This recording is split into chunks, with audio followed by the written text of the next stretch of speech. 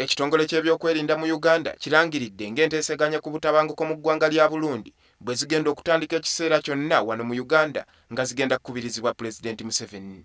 Minisita w'ebyokwerinda Dr. Crispus Kiyonga annyonnyodde nti baluddewo okutandika enteeseganya zino lwa nsonga nti ebiwayi bingi ebirina okwetaba mu nteeseganya nga kaakano abatabaganya babadde balina okufuna buli kiwayi okubeera n'enteeseganya entuufu.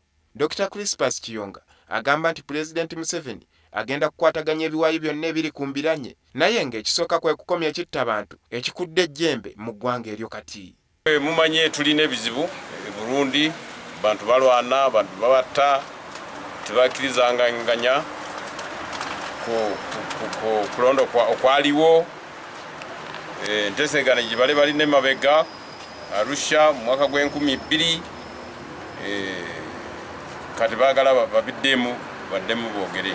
Dr. Kiyonga agamba nti bannansi ba Burundi mu kiseera kino badduse ku butaka ewaabwe nga beeyiwa mu mawanga agaliraanyeewo nga Tanzania, DR Congo, Uganda ne Rwanda, embeera gy'agambye nti ereese omujjuzo mu mawanga ago so nga nago tegalina nsimbi zimala. Wali 11 Friday waliwo okulwanagana kwa maanyi mu site ya Bujumbura, abantu bangi ne bafa, wabeerawo abantu kufa, abantu badduka. So abantu ab'e Burundi bayongedde kudduka ebweru ng'e Tanzania, ng'e Rwanda, n'abamu ndowooza bayingidde mu Uganda naye enamba sigimanyi. Dr. Kiyonga era ategeezezza nti mu kiseera kino bakyagenda mu maaso n'enteeseganya ne gavumenti ya DR Congo okulaba nga bagoba abayekera ba ADF mu bibira by'e Kivu n'awalala ng'eno gye bava ne batawaanya Uganda. Ffe kubanga aba ADF tebakyali wano tulina ekyokukola directly kubanga bali mu nsi endala, bali mu DRC, tuyinza kubayingirira bwe tutyo.